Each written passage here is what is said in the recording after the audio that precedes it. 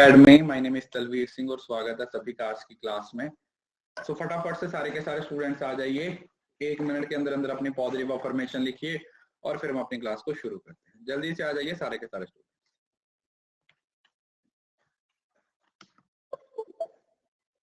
Good morning जी, good morning.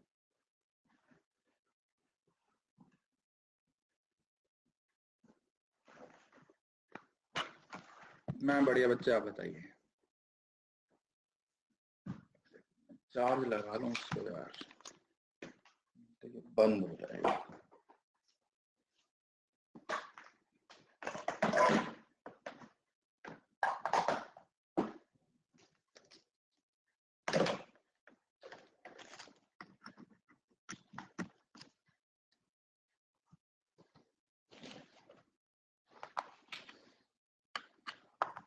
चलो आ जाइए, आ जाइए।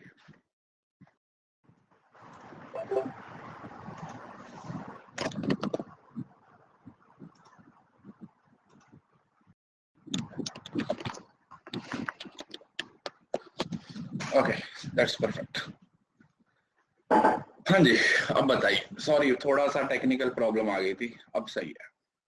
ओके, तो एक बार प्लीज बता दो ऑडियो वीडियो सब क्लियर है ना अब तो? परफेक्ट।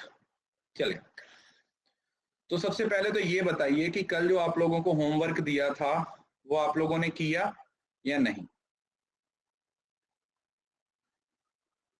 आपको एक होमवर्क दिया था जिसमें मार्क्स को बेस बना के कुछ क्वेश्चंस थे और मैंने आप लोगों को बोला था कि वो सारे क्वेश्चंस आप लोगों ने बनाने हैं। बनाए? 2 हो गए, 1 रह गया। एक तो क्लास में ही करवा दिया था ना।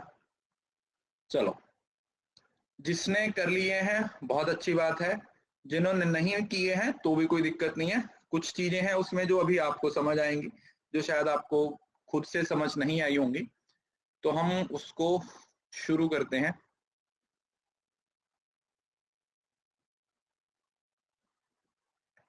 लेट्स चेक, देखते हैं कौन कौन से क्वेश्चन थे और कौन कौन से आपके हो गए और कौन कौन से आपके पेंडिंग है।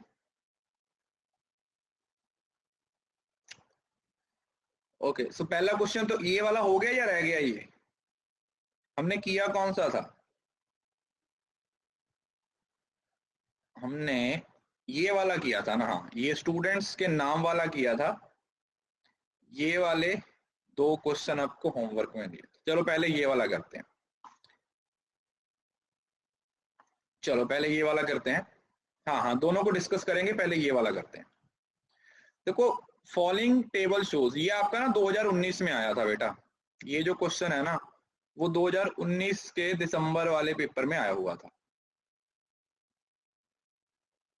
राइट?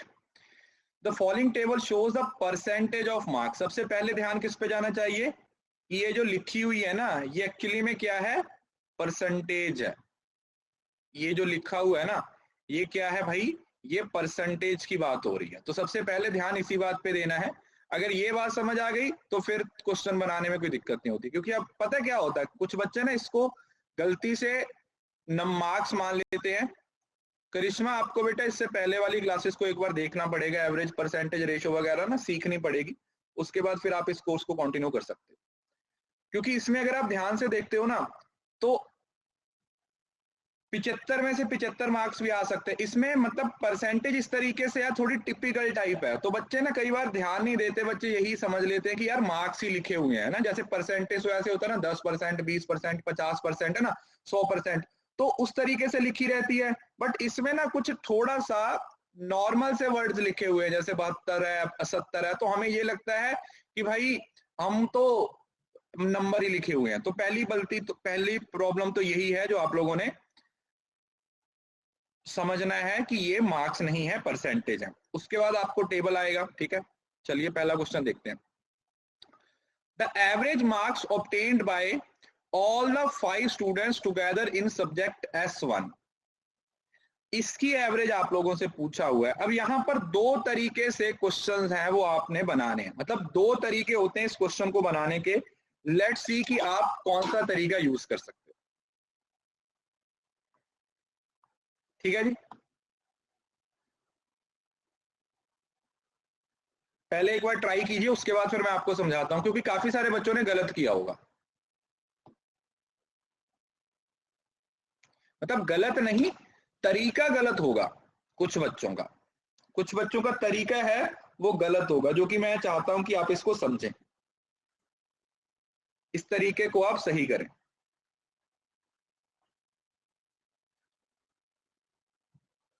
ठीक है जी, अरे कल ट्राई कर लिया था तो एक बार और ट्राई कर लो, उसमें क्या है, आप तो सीखने के लिए बैठे हो भाई, क्या ही फर्क पड़ता है।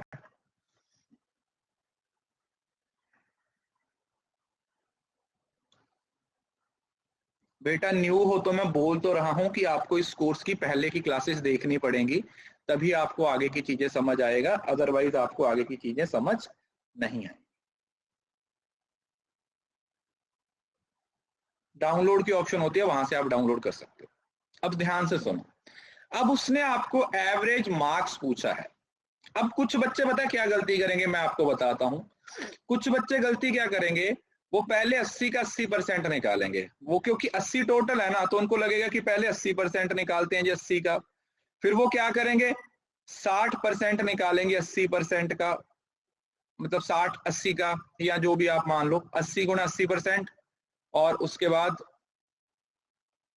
60 गुणा 80%, 45, मतलब एक एक का निकालेंगे। इसके बाद आपको मार्क्स मिल जाएंगे। अब एक लॉजिक लगाओ कि जब सबको अल्टीमेटली जाके एंड में 80 से ही मल्टीप्लाई करना है, तो आप डायरेक्ट परसेंटेज की फ्रैक्शन ले लो ना, एवरेज ले लो, आप इसका टोटल लगा लो, 1 2 3 4 5, इसका अगर टोटल लगाओगे तो कितना आ रहा है, टोटल नहीं लगाना तो भी चलेगा। जैसे सपोज करो ये 300 आ गया, तो अगर मैं मानूं कि 300 डिवाइडेड बाय 5 है, 300 डिवाइडेड बाय 5 है, तो ये जो 60% आ गया, ये क्या आ गया, 60% का मतलब हर बच्चे ने 60% नंबर लिए हैं, 60% नंबर लिए हैं। तो जब इन्हें 60% को नंबर्स में कन्वर्ट करेंगे तो क्या करेंगे, 60% ऑफ 80 बस। जब अलग अलग सभी का 80% लेने की बजाय एक बार सभी का 80% ले लो ना, तो आठो चीक 48, 48। अब काफी सारे बच्चों ने ये वाली गलती की होगी, यस और नो। अब तरीका समझ आया, क्योंकि जब बेस सेम होता है ना, तो कैलकुलेशन बेटा बहुत आसान हो जाती है। मैं फिर से बता रहा हूं, जो बच्चे, जब आपको ये बात समझ आ जाती है ना कि बेस तो सेम है, तो उससे कैलकुलेशन करनी बहुत ज्यादा आसान हो जाती है। तो इस वजह से ध्यान से इस चीज को समझ लिया करो कि कहां पर परसेंटेज की बात हो रही है, कहां पर मार्क्स की बात हो रही है। क्वेश्चन को समझना है, समझ के उसका आंसर निकालना। देखो ये ट्रिक नहीं है बेटा, ये मेथड है। देखो ट्रिक वरिक कुछ नहीं होता मैथ में सिर्फ लॉजिक्स होते हैं, टेक्निक्स होती हैं, उस चीज पे हमें फोकस करना है। चलो अगला बनाओ, सेम टू सेम वैसा ही एक क्वेश्चन और है।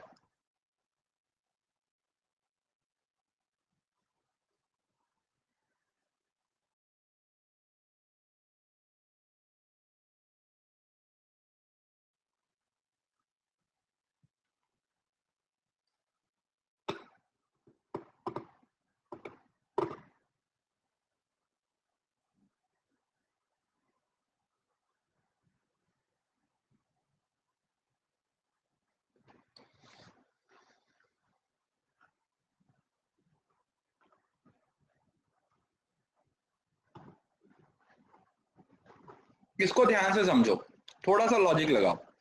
The difference in marks obtain bye all the 5 students together in S3 और S1। देखो S1 ये और S3 ये, मेरे को एक बात बताओ, थोड़ा सा लॉजिक लगाना, थोड़ा सा दिमाग लगाना। अगर ये 100 है, तो इसका जो टोटल आएगा वही इसके मार्क्स होंगे, यस और नो। ये तो इतना तो बात पता है ना कि 100 का 76% 76, 100 का 88% 88, तो इसका टोटल बताओ कितना आ रहा है, इसका टोटल कितना आ रहा है 348। और इसका टोटल हमने अभी लगाया था, कितना था 300, बस खत्म। पिछली बार जो यूज किया गया डेटा है वो भी इस्तेमाल करना है। जो इससे पहले डेटा आया हुआ है ना, उस डेटे को भी इस्तेमाल करना। सॉरी 300 वो नहीं था, रुको रुको, 300 तो परसेंटेज था, मार्क्स कितने आ रहे थे? 240। 300% था, मार्क्स 240 थे। सॉरी वो 80 के साथ कंपेयर नहीं किया, 240 थे। 240 और 48 का गैप कितना आ रहा है? 108। यस 108। ठीक है जी, ये 300% था ना, 300%।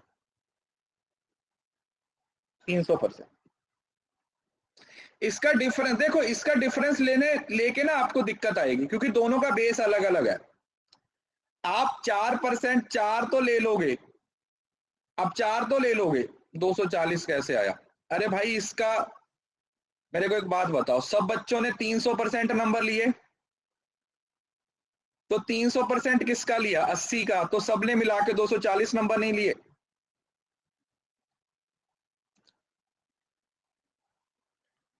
मार्क्स निकाल दिया बस। सब बच्चों के टोटल जो 300 थे, 300% सबने लिए, मतलब मार्क्स 300 इक्वल टू कितना? 240, क्योंकि एक के हिस्से में कितना आ रहा है? 48 है ना। तो इस तरीके से क्वेश्चन की वर्डिंग को भी ध्यान से समझना है। ऐसा नहीं है कि बेस सेम है तो फटाफट से कुछ भी अप्लाई कर देना। बेस सेम भी है तो भी क्वेश्चन को घुमा के वो पूछ सकते हैं।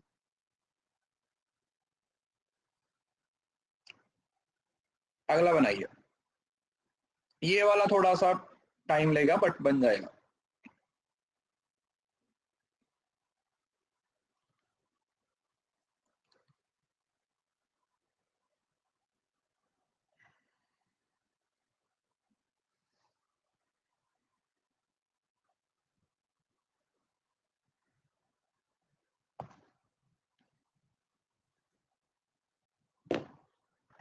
अब देखो, the difference of total marks obtained by A in section 3 and 4 taken together। A के 3 और 4 के मार्क्स कितने बन रहे हैं?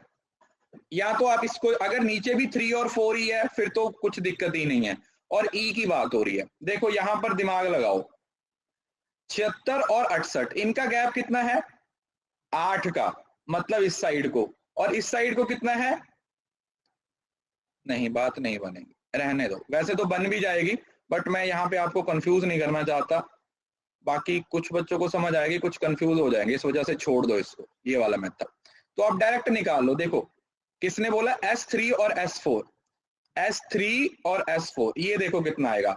100 का 76, 76 और 12 को 80 से 8 से गुना करोगे तो 96, 96 कितना आ गया? ये 172। ये एक ही आ गए। और दूसरा निकालना है ई के, सेम है ना, ई का भी देखो, ये तो 68 ही आ जाएगा, प्लस 12 6 72, 72, ये कितना हो गया? 140। इनका गैप ले लो 32। सिंपल, कुछ नहीं था, बस क्वेश्चन को ध्यान से पढ़ना था, वर्डिंग को ध्यान से समझना था। 28 + 4 से भी हो जाएगा, मुझे मालूम है, बट उसमें कुछ बच्चे कंफ्यूज हो जाएंगे, इस वजह से वो मेथड मैंने नहीं बताया। तो जो चीज सिंपल है उसमें कुछ अलग से समझने की जरूरत नहीं है, ठीक है। If it is a simple method then use it, no problem. अगला बनाइए, एवरेज परसेंटेज ऑफ मार्क्स की बात हुई है।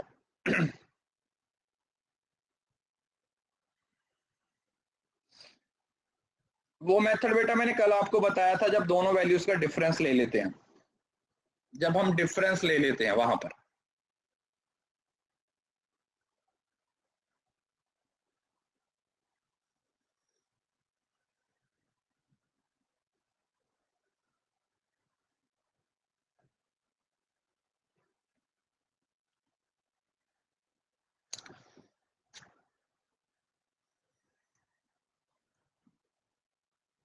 अब इसमें क्या करना है, देखो, approximate average percentage of marks obtained by A के approximate average percentage of marks, कुछ करना था इसमें।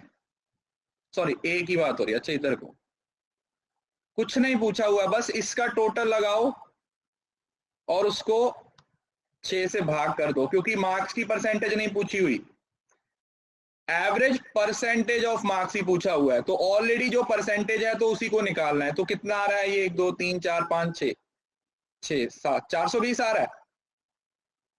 टोटल कितना आ रहा है बेटा इसका? 423 आ रहा होगा, मतलब 423 के आसपास। तो अप्रोक्सीमेटली 70% हमारा आंसर आ जाएगा, 70%। अब इस चीज को भी ध्यान से पढ़ना है, क्या लिखा हुआ है?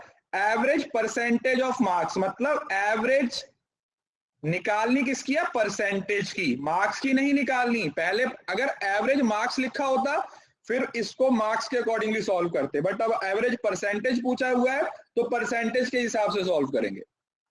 क्लियर है? चलो अगला बनाओ, पांचवा बनाओ।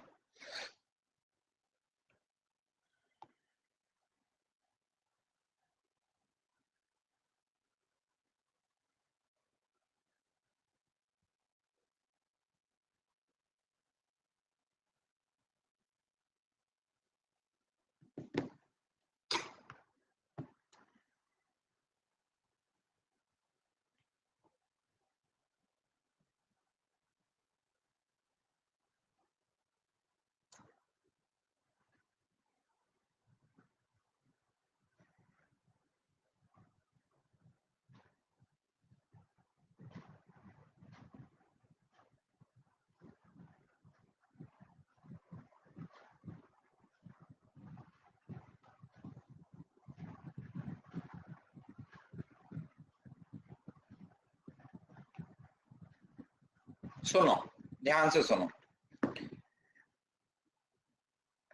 Average percentage of marks, same same, कुछ नहीं करना था, बस ये है अब नीचे की तरफ निकालनी है, इसकी एवरेज निकालनी है।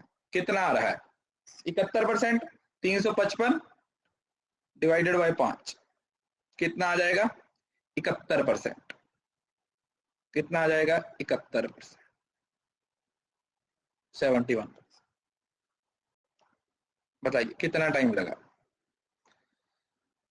क्वेश्चन बनाना सेकंड स्टेप है, क्वेश्चन को समझना फर्स्ट स्टेप है। अगर फर्स्ट स्टेप सही हो गया तो ये मान के चलो कि 80% काम आपका हो गया। कैलकुलेशन अगर आपने इसी पे 20% समझा तो आगे का 80% फिर आप पता नहीं कर पाओगे या नहीं, क्योंकि पता होता क्या, मैं आपको बता रहा हूं। कई बार कुछ क्वेश्चंस ऐसे होते हैं ना जो, जैसे बोलते हैं ना सिली मिस्टेक्स। सिली मिस्टेक्स कहां पे होती हैं? सिली मिस्टेक्स के बेसिकली दो ही रीजन होते हैं। पहला रीजन होता है जब आप किसी चीज को बहुत लाइटली ले लेते हो, और दूसरा आपके अंदर ओवर कॉन्फिडेंस हो जाता है। अगर आप हर क्वेश्चन को, मैंने आप लोगों को एक चीज बताई थी, 150 से तब लेते ना जब मार्क्स पूछा होता, परसेंटेज निकालनी है तो सिर्फ परसेंटेज पे फोकस करेंगे ना। जब आप पेपर में क्वेश्चंस को पढ़ते हो तो आपके लिए हर क्वेश्चन इक्वल है, फिर उसे सॉल्व करने में चाहे 1 सेकंड लग रहा है, चाहे उसे सॉल्व करने में 2 मिनट लग रहे हैं, एक बात क्लियर है कि ये हर क्वेश्चन आपको 2 नंबर देके जाएगा। तो इस वजह से ये मत सोचा करो कि डिफिकल्ट क्वेश्चन है तो उसको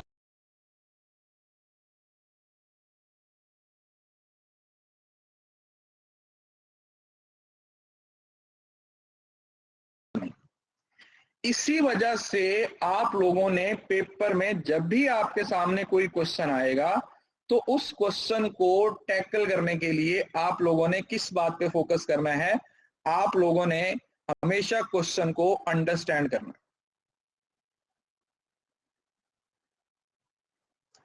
अगर क्वेश्चन अंडरस्टैंड हो गया तो क्वेश्चन बन जाएगा, और अगर उसकी अंडरस्टैंडिंग नहीं हुई तो वो नहीं बनेगा। That's as simple as it is.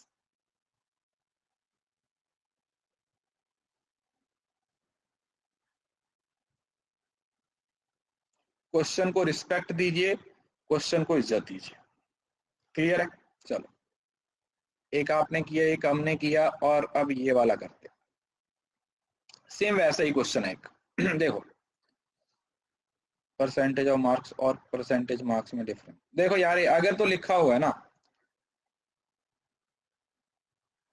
Average of marks, तो फिर मार्क्स निकालने पड़ेंगे। अगर पूछा हुआ है average of percentage of marks, तो भाई वो मार्क्स की परसेंटेज की एवरेज पूछ रहा है ना। ऐसे चलते हैं पीछे से, इस साइड को पीछे से चलते हैं, पीछे से चलते हैं, समझ आया? मार्क्स से कैसे, अरे जब मार्क्स है तो मार्क्स, अरे भाई यार मार्क्स कैसे निकालते हैं, वो तो क्वेश्चन पे डिपेंड करता है ना, क्यों से नहीं समझ रहे हो?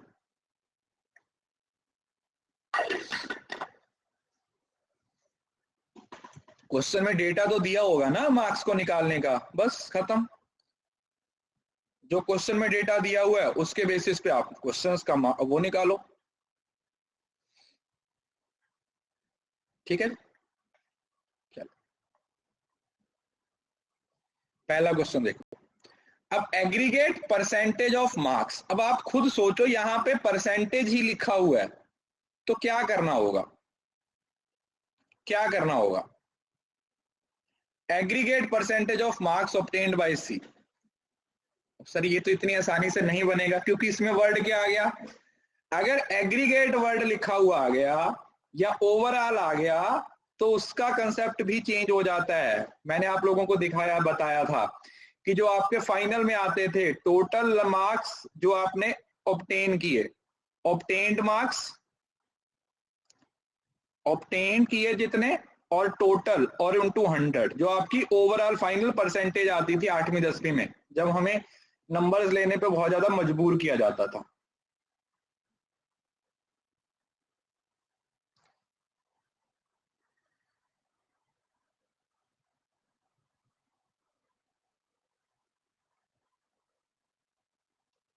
तो इसके लिए क्या करोगे आप, सी की बात हो रही है, देखो सी की बात हो रही है और हर सब्जेक्ट का बेस अलग है, तो अलग अलग मार्क्स निकालने पड़ेंगे।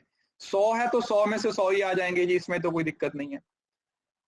150 का 95%, वैसे 142.5 होता है, मैं फिर भी आपको निकाल के दिखा देता हूँ। देखो 195, 150 का 95% निकालना है, तो आप ऐसे कर लो, 100 माइनस 5 कर लो, 150 100% हो गया, 5 कितना हो गया, देखो 15 10% होता है, 7.55% हो जाएगा, 142.5 होता है, वैसे तो ये याद ही हो गया, 2-3 क्वेश्चन में आ गया था पहले भी।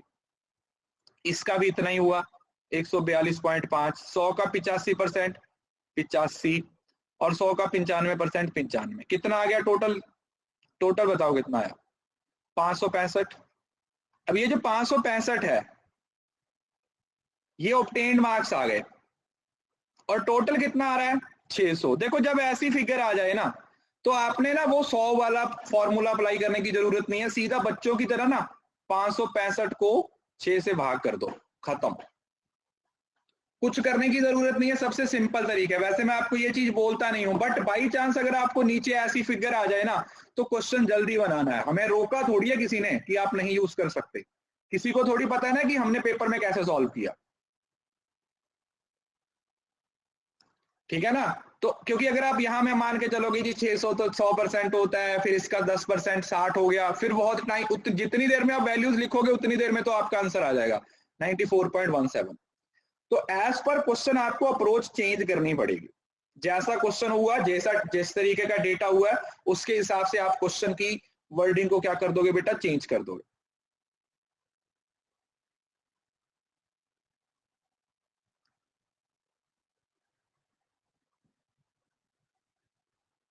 समझ आ गया जी? Is it clear?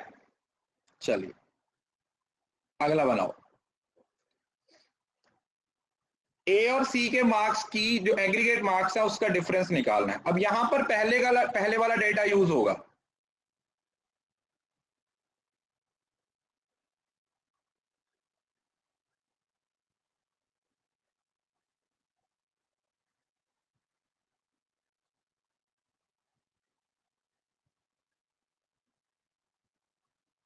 जो उससे पहले हमने यूज किया था वो वाला डेटा।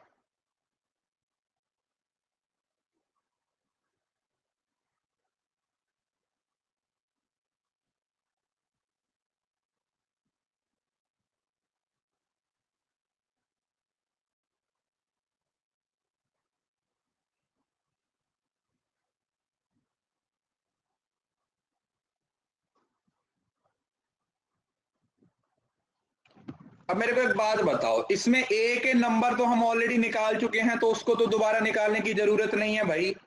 ए का डेटा तो हमारे पास ऑलरेडी है 565। ए का डेटा तो हमने पहले निकाल लिया था। ए का डेटा कितना था जी? ए के मार्क्स हमें पता है 565। सी के निकालने हैं, तो सी के निकालने के लिए क्या करोगे? कुछ नहीं, देखो 100 का 100 तो 100 ही होता है जी। 150 का 95% अभी निकाला, 142.5 होता है। 150 का फिर से 95%, अच्छा सी का था, ओके सॉरी सॉरी, सी का निकाल लिया था।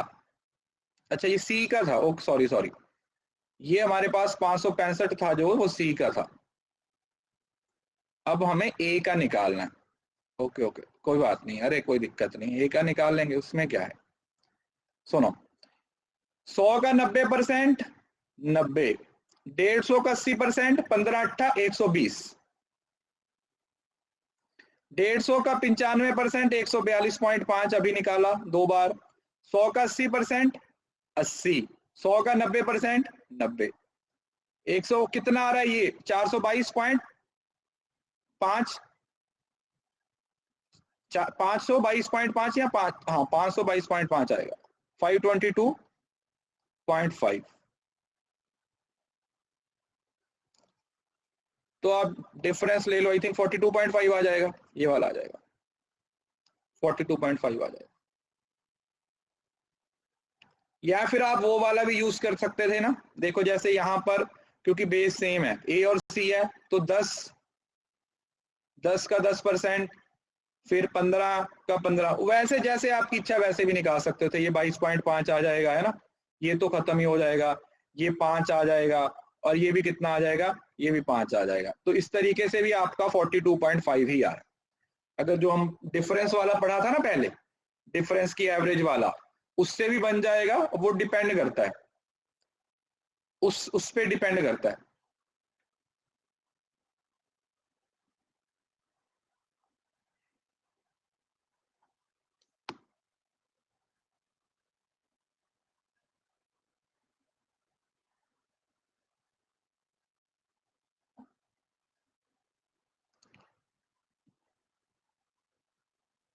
कृति बेटा, इसको पीछे वाली क्लास में जाके देखो, मैंने वहां पर डिटेल में पढ़ाया है। सर 150 का 80%, 150 का 80% कितना होता है? अरे मेरे को टेबल आते हैं यार, 15 6 का 90, 15 8 120।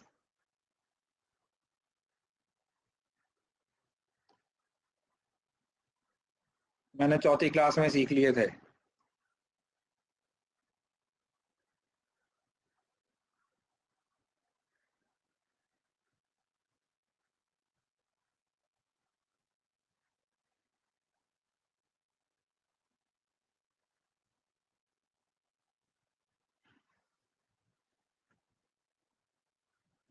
देखो समझ कैसे आएगा बेटा मीनू, आप पहली तो क्लास है आपकी,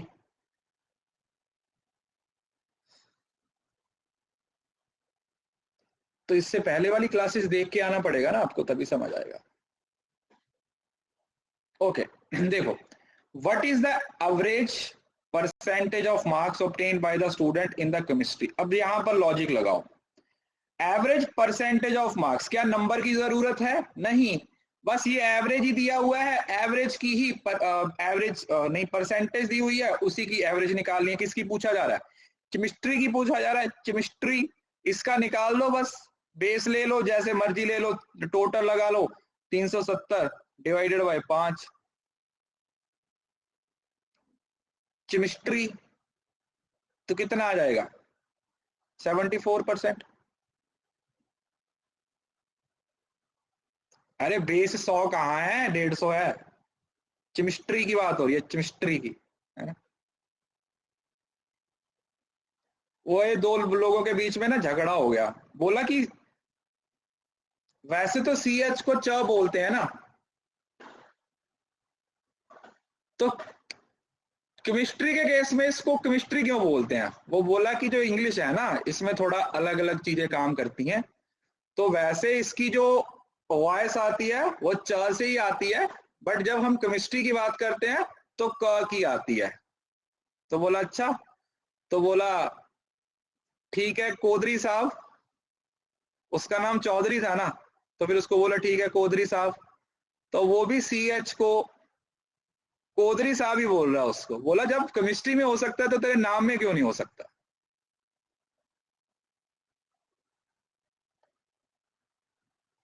अगला बनाओ।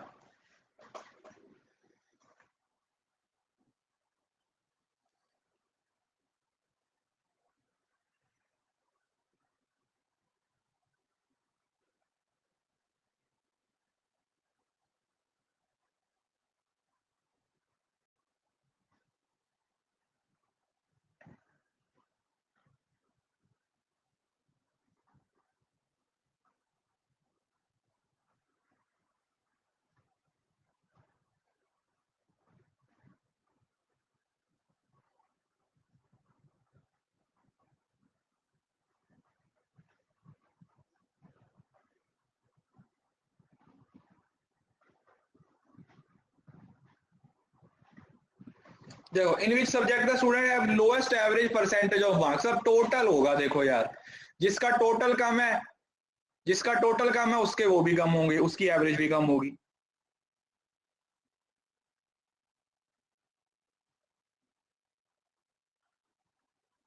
सिंपल है ना, ये तो सिंपल है लॉजिक, इसमें तो कुछ भी नहीं है। जिसका टोटल सबसे कम है, देखने में ही लग रहा है ये इंग्लिश वाली कमजोर से है ना, ये देखने में ही लग रहा है कि ये इंग्लिश वाली 50, 60, 65 इसी पे घूम रहे हैं। फिर भी अगर आपको लगता है कि आप किसी और के साथ कंपेयर करना चाहते हो तो साथ में कंपेयर कर लो, तो भी क्या ही फर्क पड़ता है ना। तो बस खत्म, इंग्लिश हो जाएगा हमारा सही आंसर, क्योंकि सबसे लोएस्ट पूछा हुआ है। अगला निकालो।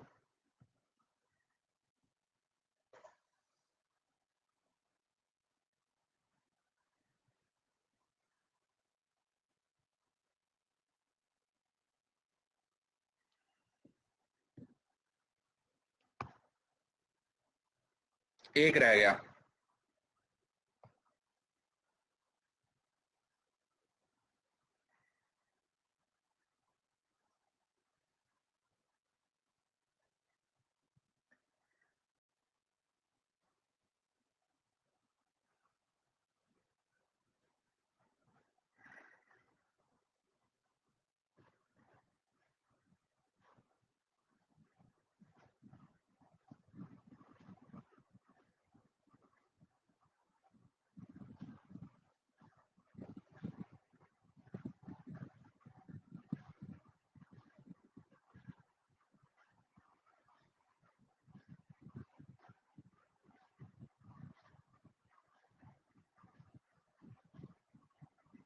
बन गया। उसने पूछा aggregate of marks obtained by E, E के मार्क्स पूछे गए हैं। अब देखो, अगर तो मैथ में पूछे होते तो फिर तो हम डायरेक्टली सॉल्व कर लेते, कोई दिक्कत नहीं आती। बट अब इस साइड से अलग अलग है, तो फिर हमें अलग अलग वैल्यूज क्या करनी पड़ेंगी, निकालनी पड़ेंगी। ठीक है, जैसे 100 का 60% कितना हो गया, 60 हो गया। 150 का 50% आधा हो गया, 75। 150 का 65%, देखो 150 का 65% निकालना है। अब देखो यहाँ पर ध्यान ध्यान से सुनो, या तो आप 60 + 5 निकाल लो, 15 छिका 90 प्लस 7.5 7.5 97.5। 100 का 50% 50 होता है, 100 का 70% 70 होता है। तो टोटल लगा दो, इसका कितना आया 352.5, ये वाली वैल्यू आ जाएगी। बताइए, इसमें किसी को कोई दिक्कत, किसी को कोई तकलीफ, किसी को कुछ समझ नहीं आया हो तो पूछ सकता है, नहीं तो फिर हम आगे चलते हैं। समझ आया? तो अब अगर मार्क्स, सर इसको 600 से डिवाइड नहीं करना, अरे एग्रीगेट ऑफ मार्क्स पूछा ना, एग्रीगेट परसेंटेज ऑफ मार्क्स नहीं पूछा ना। अगर यहां पर एग्रीगेट, आप ऑप्शंस भी देख लिया करो ना, अब दोबारा ऑप्शन भी तो देख लिया करो ना कि क्वेश्चन में क्या लिखा हुआ। चौथे क्वेश्चन में क्या किया, चौथे में कुछ नहीं, जिसका टोटल कम है भाई उसकी परसेंटेज भी कम होगी, जिसका टोटल कम है उसकी परसेंटेज भी कम होगी। समझ रहे हो ना? ये सारी चीजें पता क्या है, अब जैसे जैसे क्वेश्चन, मतलब आप ना टीआई में एक चीज पे ध्यान देखो कि आप थोड़ा सा दिमाग को खोल के क्वेश्चन को सॉल्व करो। दो की सेम है सर, तो क्या फर्क पड़ता है, जिसकी छोटी है हमें तो वो निकालना है ना। अगर 2 3 चाहे 4 वैल्यू सेम आ जाए, 5 में का कम है तो आंसर वो हो जाएगा। समझ रहे हो ना? हमें तो यार, मेरे को एक बात बताओ, जैसे मैं आपको पहले भी बोला था कि 100, एक वैल्यू 10 है, एक 10/100 है, एक 20/100 है, एक 35/100 है, एक 40/100 है। जब बेस सेम है ना तो बेस को लेने की जरूरत नहीं है। तो जो न्यूमरेटर की वैल्यू होगी वही उसकी एक्चुअल वैल्यू होगी।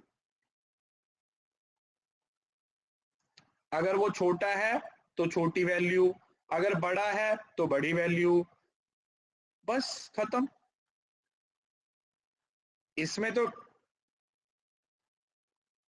इसमें मेरे को एक बात बताओ, कौन बोलता है कि बेस डिफरेंट है? चौथे क्वेश्चन में बेस डिफरेंट है क्या?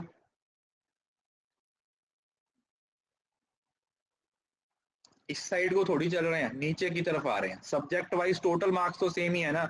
ये 100 में से निकल रहा है, ये 150 में से निकल रहा है, ये भी 150 में से, ये 100 से, ये भी 100 से, तो ये तो कॉमन है ना। इसमें अलग अलग था तो इसमें तो हमें कुछ करना ही नहीं था, इसमें तो सिर्फ टोटल निकालना था। इसमें तो अलग से कुछ करना ही नहीं था, इसमें तो सिर्फ टोटल लगाना था।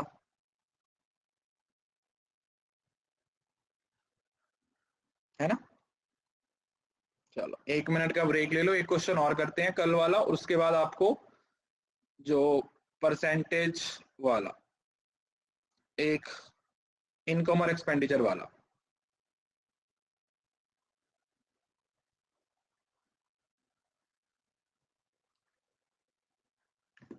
5:30, 7:30 यार।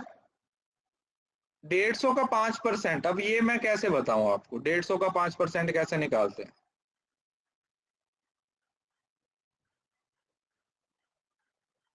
पहली क्लासेस में सिखाया हुआ है।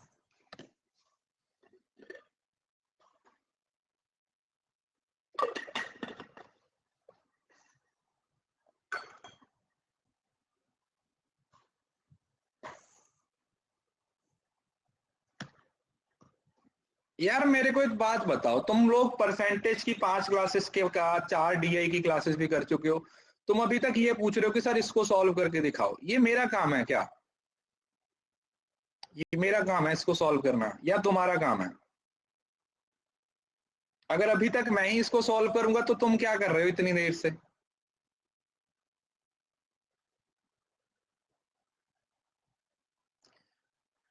कृति बस कोर्स को खोल के एनरोल कर लो, या तो इसको ऐसे कर लो, 50 + 10 + 5 कर लो। पहले 50 निकालो, फिर 10% निकालो, फिर 5% निकालो। ये पहले की क्लासेस में डिटेल में पढ़ाया हुआ है बेटा, इस वजह से थोड़ा सा फोकस रखा करो। एक क्वेश्चन और रह गया था हमारा, है ना?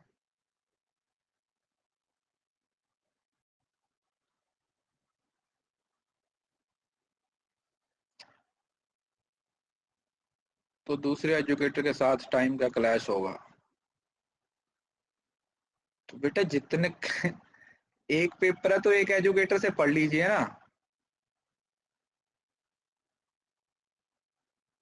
अब एक पेपर के लिए तो आप अलग अलग एजुकेटर्स को फॉलो नहीं करोगे, ऑब्वियसली बात है। अगर करना चाहते हो तो फिर आपकी इच्छा है, क्योंकि मेरी क्लास में तो जो बच्चे आते हैं वो मोस्टली पेपर 1 मुझसे ही पढ़ते हैं। तो आप देख लीजिए, आपको जैसे सही लगता है, कोई दिक्कत नहीं है, कोई कंपल्शन नहीं है, जैसे आपकी इच्छा है। ये वाला क्वेश्चन था। Consider the following table shows that total number of students and percentage of females and males in 5 different departments. Answer the question based on the data contained in the table. अब आप लोगों को क्या दिया हुआ है कि हमारे पास 5 अलग अलग डिपार्टमेंट दिए हुए हैं, 1 2 3 4 और 5। हमें टोटल 5 डिपार्टमेंट दिए हुए हैं और उन डिपार्टमेंट में टोटल नंबर ऑफ स्टूडेंट्स भी दिए हुए हैं, 450 550 300। और फिर इस 300 250 500 को 2 लोगों में डिवाइड किया हुआ है कि अगर मैं 450 का 45% निकालूंगा तो वो फीमेल का नंबर होगा, उसी का 55% निकालूंगा तो मेल का नंबर। सिंपल, ऐसा ही है। अरे बेटा मैं सारा पेपर 1 ना, जो बच्चे अक्टूबर से शुरू किए थे ना, उनको तो मैंने पढ़ा भी दिया है। तो टाइम टू टाइम नए बैचेस शुरू होते रहते हैं, मेरी प्रोफाइल में जाइए, उसमें आप जाके सब कुछ कवर कर सकते हो। क्लियर है? टेबल समझ आ गया? टेबल समझ आ गया। अब इसमें ना एक और चीज जो हिंट था, आप लोगों को ध्यान से समझना था, इन सभी का टोटल कितना कितना आ रहा है, 100 है। तो इसका मतलब ये क्लासिफिकेशन सिर्फ 2 पार्ट्स में डिवाइडेड है, तीसरी क्लासिफिकेशन इसके अंदर नहीं आएगी। समझ रहे हो ना? तो ये थोड़ा आसान कर दिया गया है इसको, इसमें कोई तीसरी क्लासिफिकेशन थर्ड क्लासिफिकेशन नहीं आएगी, क्योंकि इसके अंदर आपको मेल और फीमेल ही दिए हुए हैं कि ये इतने मेल होंगे और इतने फीमेल होंगे, सिर्फ इतना ही दिया हुआ है, इसके अलावा आपको अलग से कुछ नहीं दिया गया। ठीक है, चलो देखते हैं क्वेश्चंस को। जैसे पहला क्वेश्चन देखो, the total number of students in chemistry department. Chemistry department में जो टोटल स्टूडेंट्स हैं, ओके जी। केमिस्ट्री डिपार्टमेंट में टोटल स्टूडेंट कितने हैं जी? केमिस्ट्री में है 550। तो केमिस्ट्री में 550 है। Forms approximately what percent of total number of students in the mathematics department. Math में टोटल कितने हैं जी? 500 500। अब मैंने आपको क्या बताया था कि नीचे 500 हो गया तो सीधा 5 से भाग कर दो, 110% आ जाएगा, कुछ करने की जरूरत नहीं है। वैसे भी न्यूमरेटर बड़ा है तो ऑब्वियसली बात है, परसेंटेज की वैल्यू है वो 100 से ज्यादा ही होगी, 100 से ज्यादा वैल्यू आएगी। वैल्यू क्या आएगी? 100 से हमेशा ज्यादा ही आएगी। तो ये हमारा फर्स्ट क्वेश्चन बन जाता है। अगला बनाओ, which of the department has minimum number of male students. कौन से डिपार्टमेंट में मेल स्टूडेंट सबसे कम है? तो अब इसमें आपको निकालने पड़ेंगे, निकालने पड़ेंगे। जैसे देखो 455 450 का 55%, मतलब अगर आप 50% निकाल लेते हो तो 225 हो जाएगा, और 5% निकाल लेते हो तो 22, 247.5 मतलब 247 पॉइंट में तो नहीं आएगा। 550 का 65%, 550 का अगर 60% निकालोगे, एक सेकेंड, अगर आप 65 निकाल रहे हो 550 का तो डबल कर दो ना, 1100 का 130% कितना आएगा? 13 को 11 से गुना करोगे 1165।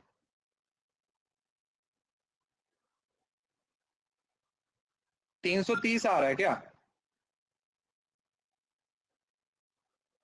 357 आ रहा है।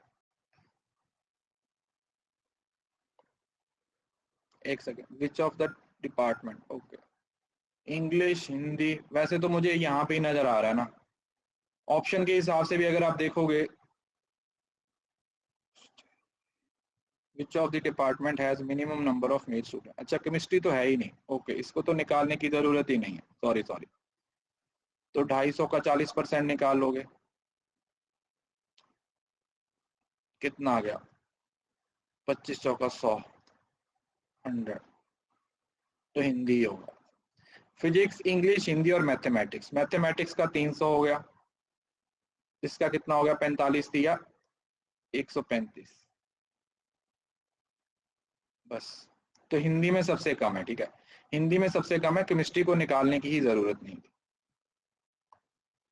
केमिस्ट्री को निकाले बिना ही हमारा आंसर यहाँ पर आ जाना चाहिए। ठीक है जी, समझ आ गया। चलिए अगला बनाओ।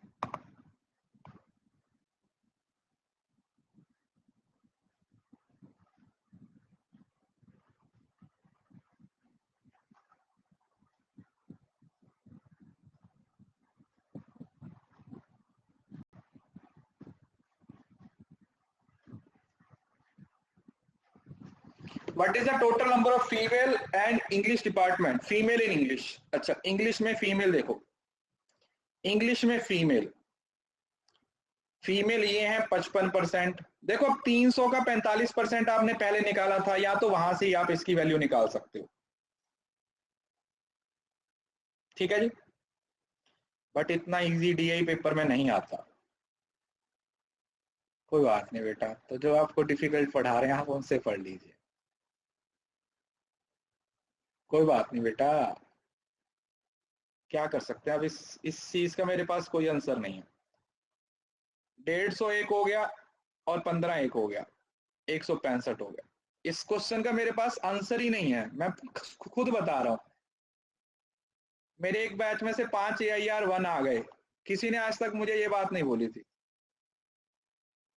तो इस वजह से मैं ना इस चीज को भी दिमाग में रखता ही नहीं हूं कि हाँ भाई सिंपल करवाऊं, डीआई करवाऊं या कुछ भी करवाऊं, क्योंकि अगर नहीं आता ना फिर तो बेटा जोड़ घटाव भी नहीं होगा पेपर में जाके। 165 हो गया इंग्लिश में, और दूसरा क्या होगा, हिंदी। हिंदी में 250 का 60%, 25 का 150, 315, 315, 315, 315।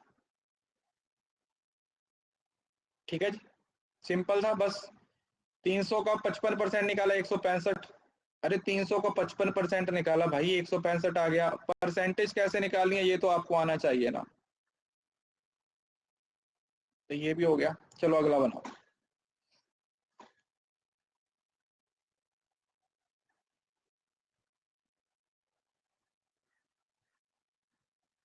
रेशो में तो कुछ करना ही नहीं होता, रेशो तो सीधी सीधी बन जाती है।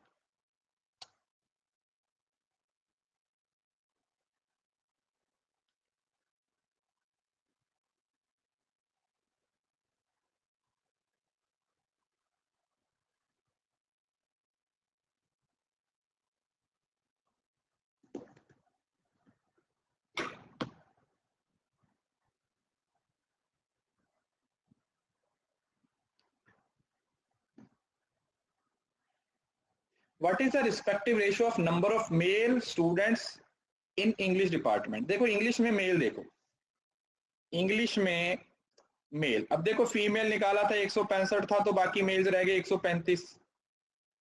पहले वाला डेटा भी यूज करेंगे ना।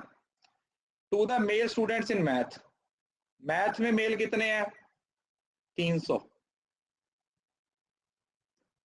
तो इसको कैंसिल कर दो, या तो डबल कर दो, ये 600 हो जाएगा और ये कितना हो जाएगा 26, 270 हो जाएगा।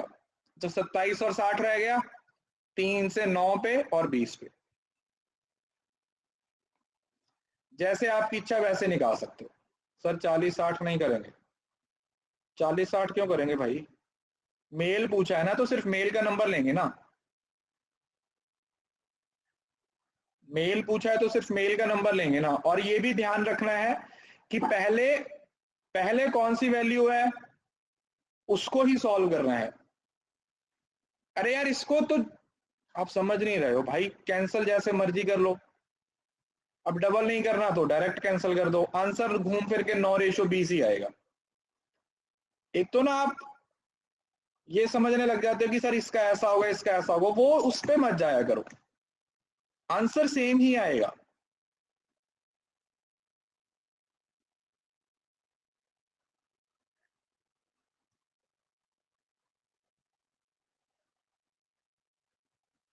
अरे यार मेरे को एक बात बताओ, तुम्हें लिखा हुआ है 500 का 60%, मतलब मेल का नंबर 500 का 60% है। अब कैसे हो 500 का 60% 300? अब ये तो कितनी क्लासेस हो गई यार ये चीजें सिखाते हुए, अब आपको ये मैं क्या बोलूं यार। मतलब हम इतना आगे चले गए, आप फिर से मुझे चाहते हो कि सर पहली क्लास में चलो, वहां पे जो पढ़ाया था उसको दोबारा करवाओ। ये पॉसिबल नहीं है बेटा, आपको भी पता है। ये ऐसा नहीं है कि मैंने देखो, मैं जो चीज नहीं पढ़ाता हूं ना वो मुझे भी पता होता है। अगर मैंने जो चीज ऑलरेडी 15-20 बार पढ़ा रखी है उसके बाद आपने प्रैक्टिस करनी है ना, उसके बाद तो आपने प्रैक्टिस करनी है ना। मैं थोड़ी, अब अगर आप मुझे ही बोलते रहोगे कि हर क्वेश्चन को आप ही सॉल्व करो तो आप कब करोगे? अगर हर क्वेश्चन को मैं ही सॉल्व करूंगा तो आप कब सॉल्व करोगे भाई, ये बताओ, है ना। अगला बनाओ।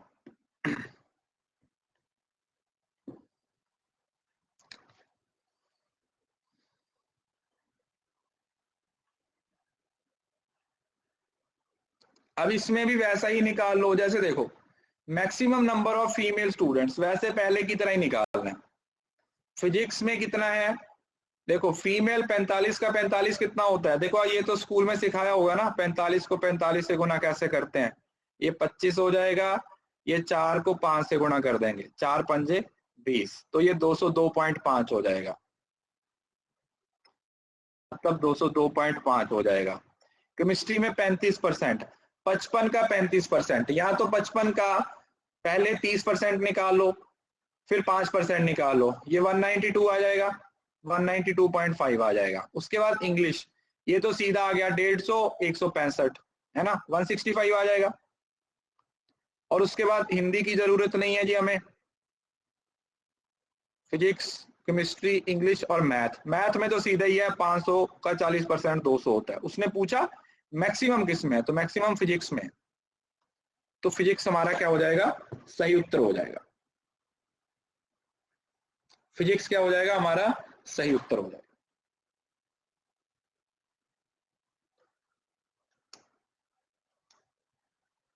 यह सबकी वैल्यू निकालनी पड़ेगी बेटा, सबकी वैल्यू निकालनी पड़ेगी।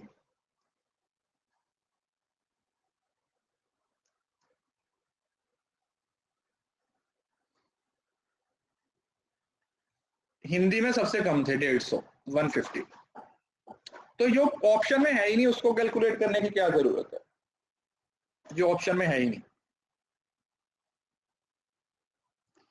देखो पहले परसेंटेज निकालना गलत बात है, मतलब आप एक लॉजिक लगाओ यार, अगर मतलब अगर तो वैल्यूज ठीक ठाक सी हैं फिर तो निकाल सकते हो, अदरवाइज टाइम वेस्ट हो जाएगा, तो जिसकी जरूरत है वो निकाल लेंगे।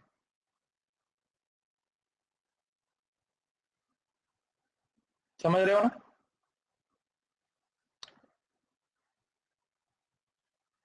तो उसके अकॉर्डिंग होगा, अगर डेटा सिंपल सा आपको लगता है कि यार ये तो फटाफट ही बन जाएगा, इसमें तो कोई दिक्कत ही नहीं है, फिर तो आप बना लीजिएगा। और अगर आपको लगता है कि नहीं भाई डेटा थोड़ा सा घुमाया हुआ है तो उसको बनाने में दिक्कत है, तो इसमें टोटल थोड़ी होगा यार, क्यों नहीं समझ रहे हो, ये टू वे टेबल थोड़ी है, टोटल कहां से करोगे। टोटल तो तब होता है ना जब टू वे टेबल होता है, टू वे टेबल थोड़ी है ये। टू वे टेबल का मतलब जब एब्सोल्यूट नंबर्स होते हैं,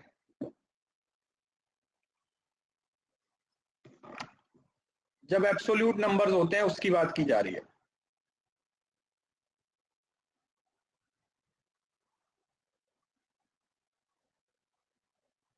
चलिए, अरे सब करेंगे यार, अभी तो इस कोर्स में काफी सारी क्लासेस है ना, रुको जरा देखने दो।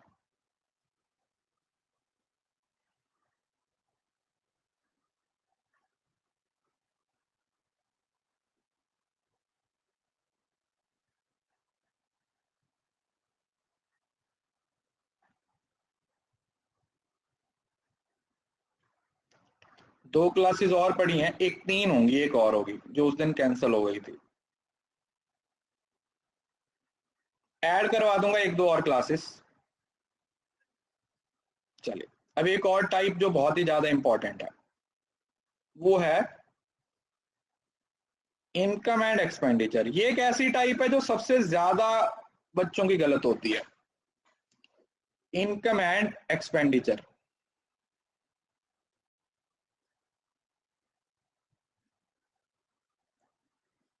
एक ऐसी टाइप जिसमें सबसे ज्यादा बच्चे गलती करते हैं, या फिर इसको बनाने में उनको बहुत ज्यादा टाइम लगता है।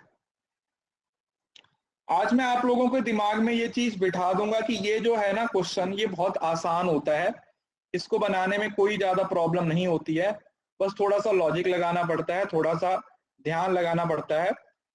अगर आपको इसके बेसिक फंडामेंटल्स पता है, अगर आपके इसको बेसिक फंडामेंटल्स पता है तो इसको बनाने में भी कोई दिक्कत नहीं आती, और अगर बेसिक फंडामेंटल्स नहीं पते हैं तो फिर इसमें दिक्कत आती है। अब ध्यान से सुनो इसमें होता क्या। जब आपको ये क्वेश्चन दिया जाता है ना, तो आपके सामने ऑप्शंस पता कैसे दे दी जाती हैं। आपको एक साइड पे profit, expenditure, income, profit percent या फिर नॉर्मल प्रॉफिट कुछ भी दिया रहता है, और आपको ना एक फॉर्मूला दिया होता है हमेशा। आप देखना हर क्वेश्चन में आपको एक फॉर्मूला दिया रहेगा। फॉर्मूला क्या होता है? Income minus expenditure over expenditure into 100। मतलब ये आपका प्रॉफिट परसेंट का फॉर्मूला होता है।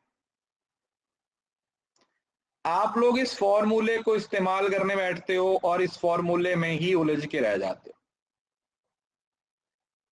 मैं एक भी क्वेश्चन में ये फॉर्मूला यूज नहीं करूंगा।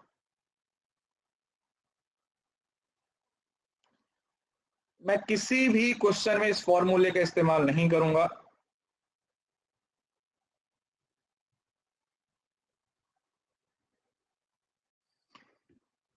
तो आप लोगों को भी ये फॉर्मूला इस्तेमाल नहीं करना, तो इसको क्रॉस कर दो।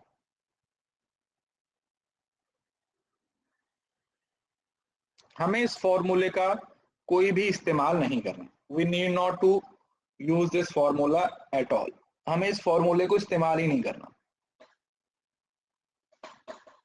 तो अगर ये फॉर्मूला इस्तेमाल नहीं करेंगे तो फिर क्या करेंगे, वो मैं आपको बताता हूं कि इस फॉर्मूले को ना इस्तेमाल करके हम क्या करेंगे।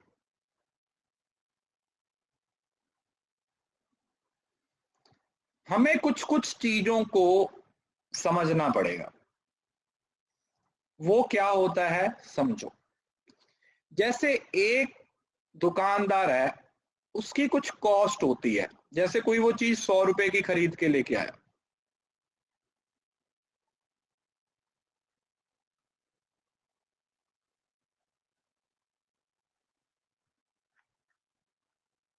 पहली बात तो ये जो कॉस्ट है इसी को आप एक्सपेंडिचर भी बोल देते हो,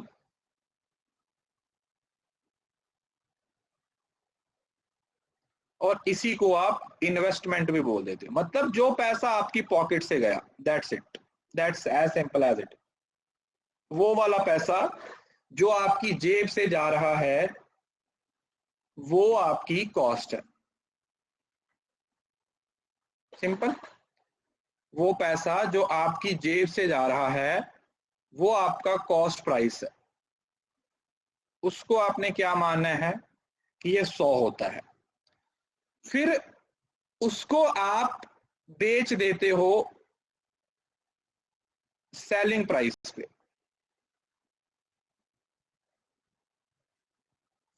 सपोज करो आपने उसको 150 रुपए का बेच दिया, तो ये जो सेलिंग प्राइस है ये क्या है? आपकी इनकम।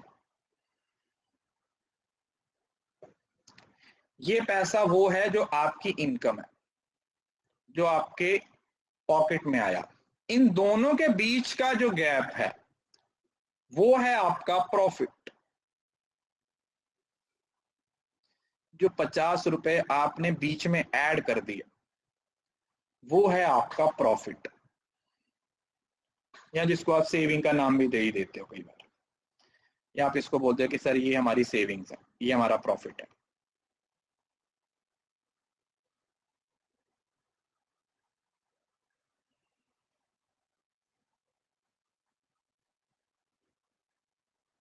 समझ आ गया? अब आप लोगों ने एक चीज अपने दिमाग में बिठा लेनी है, वो क्या है कि जो भी एक्सपेंडिचर होता है वो हमेशा 100% होता है। मतलब आपकी पॉकेट से जो पैसा जाएगा वो हमेशा 100% होगा। मतलब आपने हमेशा अज्यूम करना है कि एक्सपेंडिचर 100% होता है, और जो इनकम होती है वो 100% में अगर प्रॉफिट है तो ऐड कर देंगे, और अगर लॉस है तो माइनस कर देंगे। ये वो सारी चीजें हैं जो आप लोग 8वीं 10वीं में पढ़ के आए हो। प्रॉफिट एंड लॉस का एक चैप्टर होता था आपको, वो आप लोगों ने पढ़ा होगा।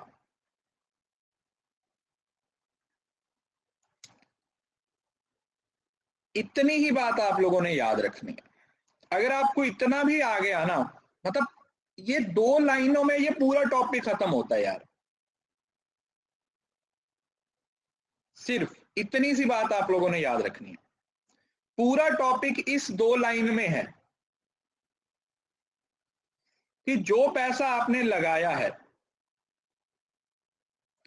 जो पैसा आपने लगाया है वो हमेशा 100% होता है जो मेरी पॉकेट से गया। जो पैसा मेरी पॉकेट से गया है वो हमेशा 100% होता है। मैं उसको हमेशा 100% अज्यूम करूंगा। मैं मानूंगा कि ये पैसा 100% है भाई, तो ये मेरी पॉकेट से गया है, तो इसकी वैल्यू कितनी होगी? 100% होगी। और फिर उसके बीच में मैंने जो कुछ कमाया वो ऐड कर दूंगा, जो मैंने गवाया उसको लेस कर दूंगा।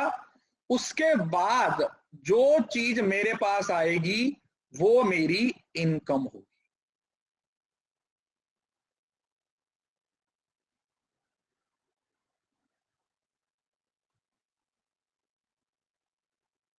वो मेरी इनकम होगी। क्लियर है? इस बात में किसी को कोई भी दिक्कत है, किसी को कोई भी कंफ्यूजन है तो पूछ सकते हो, नहीं तो फिर हम थोड़ा सा आगे देखते हैं। सिंपल। आप लोगों ने क्या दिमाग में रखना है कि जो खर्चा होता है, जो एक्सपेंडिचर होता है वो हमेशा 100% होता है। उसी 100 में प्रॉफिट को ऐड कर दो या लॉस को माइनस कर दो, वो आपकी इनकम होती है। That's the whole concept. अगर आपको ये बात पता चल गई तो इसके जितने क्वेश्चन आप करना चाहो आप बड़ी आसानी से कर सकते हो। बस ये बात मान के चलो कि यहां पर हमेशा एक्सपेंडिचर 100 होता है, इनकम उस 100 में प्रॉफिट को ऐड करके या लॉस को माइनस करके आता है। यहां तक क्लियर है? और जब भी प्रॉफिट परसेंट की बात होगी तो वो कैसे निकलता है? प्रॉफिट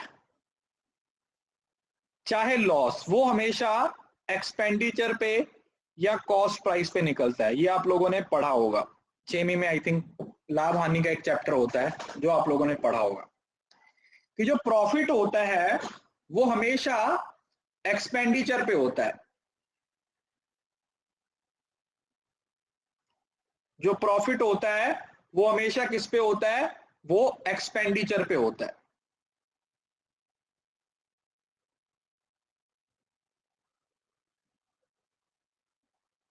मतलब आपको लाभ हो रही है या हानि हो रही है, वो हमेशा आपके सीपी पे होगी। और सीपी हमेशा कितना होता है जी?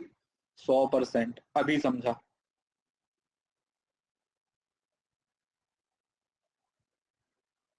तो ये कुछ चीजें हैं जो आप लोगों के दिमाग में फिट होनी चाहिए, क्योंकि जब मैं इसके क्वेश्चंस करवाऊंगा, सीपी मतलब कॉस्ट प्राइस,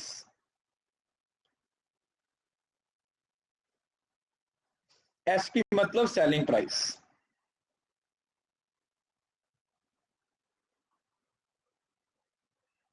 कॉस्ट प्राइस और सेलिंग प्राइस,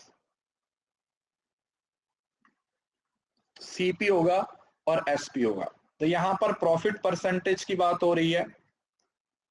उसी तरीके से अगर लॉस परसेंटेज होता तो इस प्रॉफिट की जगह पर क्या आता, लॉस आ जाता। सिंपल, इतनी बात याद रहेगी क्वेश्चन बनाने से पहले, इतनी बात समझ आ जाएगी या नहीं। जैसे अगर मैं बोल दूं कि मेरा एक्सपेंडिचर 500 रुपए है, तो आप लोगों को ये 500 नहीं दिखना चाहिए, आपको ये किसके बराबर दिखना चाहिए कि सर ये 100% की वैल्यू दी हुई है, 100% 500 के बराबर है। उसके बाद उसने बोल दिया कि जो प्रॉफिट होगा वो 20% होगा, तो इनकम निकालो। तो आप इनकम की वैल्यू सीधी सी क्या निकाल दोगे, 100 प्लस 20, दैट इज 120%। बात खत्म, कुछ भी नहीं करना, इतना ही कंसेप्ट है। यही कंसेप्ट है इस पूरे टॉपिक में जो चलता है।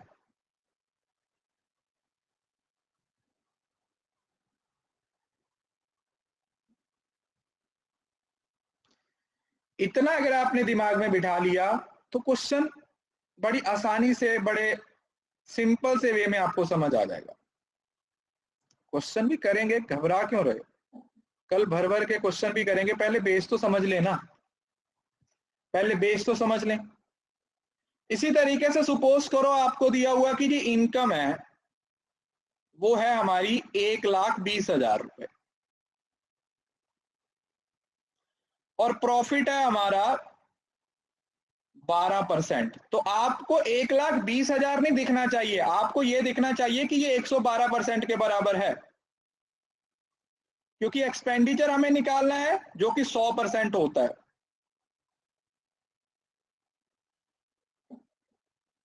₹500 का काम आएगा, सब इस्तेमाल होगा। फिलहाल के लिए मैं आपके दिमाग में ये चीजें बिठा रहा हूं कि आपने डेटा को देखना कैसे है। अगर एक्सपेंडिचर लिखा हुआ है ना, तो एक्सपेंडिचर के साथ आपको यह भी पता होना चाहिए कि ये 100% की वैल्यू है। इनकम दिया हुआ है तो आपको यह भी पता होना चाहिए कि ये जो 1,20,000 है ये किस परसेंट, मतलब हमें इस टॉपिक में परसेंटेज पे पूरा ध्यान देना है। ये समझना है कि परसेंटेज का इस्तेमाल किस तरीके से किया जा रहा है, कि जिस परसेंटेज को हम यूज कर रहे हैं उसका इस्तेमाल कैसे किया जा रहा है और वो परसेंटेज हमें किस तरीके से यूज करना है।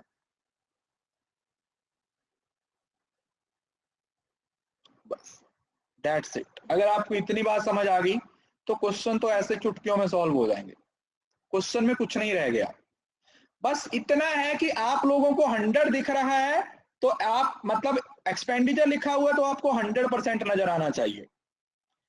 साथ में 20% प्रॉफिट दिया हुआ है तो आपको टोटल इनकम 120% नजर आनी चाहिए। जब आपको ये वाली चीजें समझ आना शुरू हो गया, यस, अमाउंट चाहे कितना भी हो, अमाउंट की परसेंटेज हमेशा 100% होगी। That's the whole crux. क्यों? क्योंकि रूल क्या कहता है कि जो पैसा तुम अपनी पॉकेट से लगाते हो, जो पैसा तुम अपनी जेब से लगाते हो, वो हमेशा कितना होता है, वो हमेशा 100% होता है। हमेशा जो हमारा एक्सपेंस होता है वो 100% होता है। जैसे बोलते हैं ना, मान लो मूलधन 100, वही चीज है। यहां पर भी हम मानते हैं कि एक्सपेंडिचर 100 है। अगर आपको उस एक्सपेंडिचर के बारे में पता है तो बाकी सारी चीजें अपने आप ही बन जाएंगी। क्लियर है? जब कल हम इसके क्वेश्चंस बनाएंगे ना तो आपको मजा आएगा। इस चीज को दिमाग में रखो, बस खुद से ही वैल्यूज निकालने की कोशिश करो। 112% कैसे आया? 100 प्लस 12 बेटा, क्योंकि अभी तो सिखाया ना कि जो इनकम आएगी उसमें आपने कुछ नहीं करना, 100 में प्रॉफिट को ऐड कर देना है।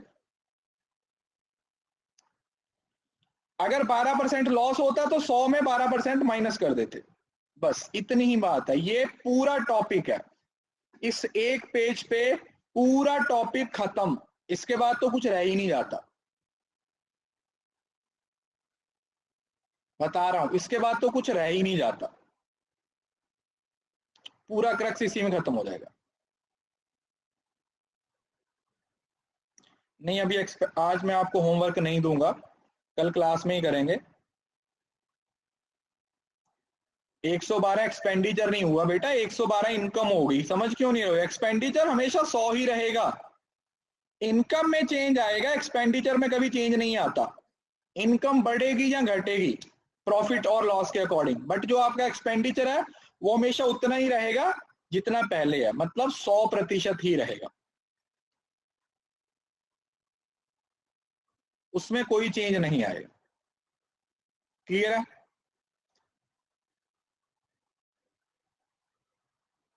लॉजिक समझ में आया? चलिए दैट्स इट। उम्मीद करता हूं ये आज के क्वेश्चंस और ये इनकम एक्सपेंडिचर का बेसिक फंडा आपको समझ आ गया होगा। इसके बाद जब हम क्वेश्चंस बनाएंगे ना तो आपको खुद मजा आएगा बनाने में।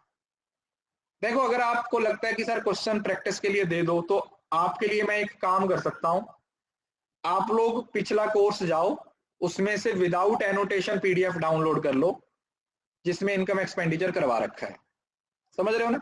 अक्टूबर नवंबर का कोर्स है, उसकी क्लास की पीडीएफ देख लो कि कहां पर मैंने इनकम एक्सपेंडिचर करवाया हुआ है, उसको डाउनलोड कर लो और प्रैक्टिस कर लो अगर आपको लगता है।